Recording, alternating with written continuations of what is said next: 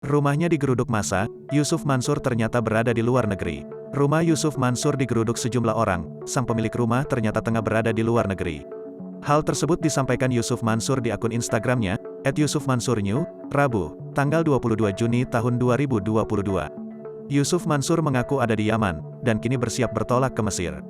Dalam postingan itu, Yusuf Mansur tidak menjelaskan secara spesifik tujuannya di Yaman dan Mesir. Namun, disampaikan sekilas, kepergian Yusuf Mansur ini terkait dengan pesantren Darul Quran. Sebelumnya diberitakan, rumah Ustaz Yusuf Mansur di Ketapang, Cipondoh, Tangerang digeruduk puluhan orang pada Senin, tanggal 20 Juni tahun 2022. Sebanyak 30 orang mendatangi rumah Yusuf Mansur. Mereka adalah pengurus dan jemaah Masjid Darussalam Kota Wisata, Bogor. Sayangnya, kedatangan mereka tak membuahkan hasil. Selama 1,5 jam menunggu, ternyata Yusuf Mansur tak kunjung menemui mereka. Lantas apa alasan massa menggeruduk rumah Yusuf Mansur? Menurut penuturan dari Sekretaris Yayasan Pelita 5 Pilar, Heri M. Yusuf, puluhan orang tersebut menuntut Ustaz Yusuf Mansur untuk berdiskusi bersama mereka. Diketahui, yayasan tersebut mendampingi para jemaah dalam menyelesaikan permasalahan itu. Heri pun membeberkan peristiwa penggerudukan tersebut. Jam 9.15 waktu Indonesia Barat, kita sudah di sana. Kita berdiri, kita nggak mau masuk ke dalam kediaman Yusuf Mansur. Karena kalau masuk ke dalam, katanya nggak boleh direkam. Iya, kita menyampaikan tuntutannya di tengah jalan, bebernya, dikutip dari kompas.com. Tujuan penggerudukan yang mereka lakukan adalah untuk meminta kejelasan dari program investasi yang diikuti hingga 250 pengurus dan jemaah masjid.